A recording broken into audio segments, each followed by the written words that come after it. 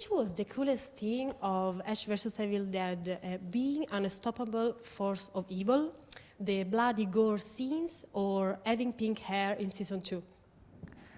I have to go with the first one. Say it again. Being an unstoppable force of evil. Unstoppable force of evil. That's the thing. Anybody can have pink hair. Not everybody can be an unstoppable force of evil. Speaking about the scenes, we saw pretty crazy stuff in this TV show. People sliced in tiny pieces. How freeing was doing that scene, so gore?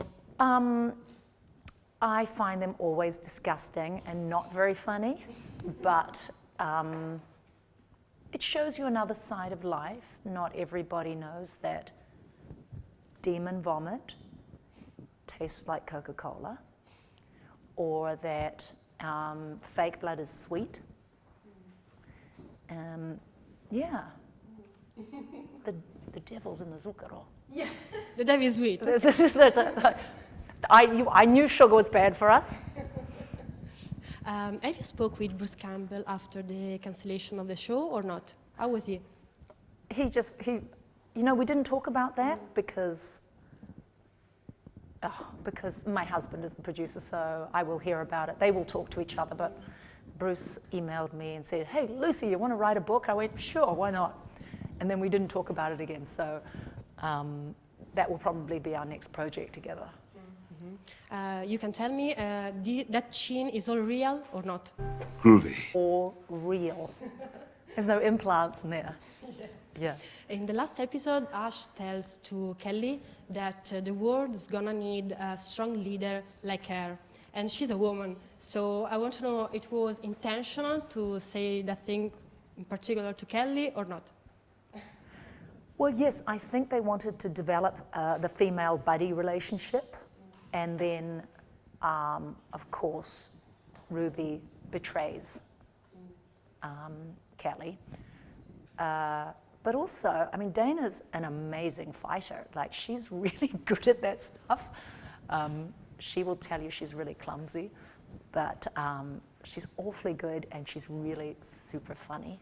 I love her. I love her so much. So I was happy.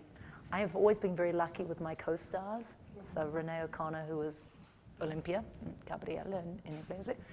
I've always had really good women partners, and Dana was another one, just fabulous. Speaking about Xena, you made television history, because I remember watching you and Buffy on TV and thinking, I want to beat them. So back at the time, you felt the responsibility, or it was just a funny job?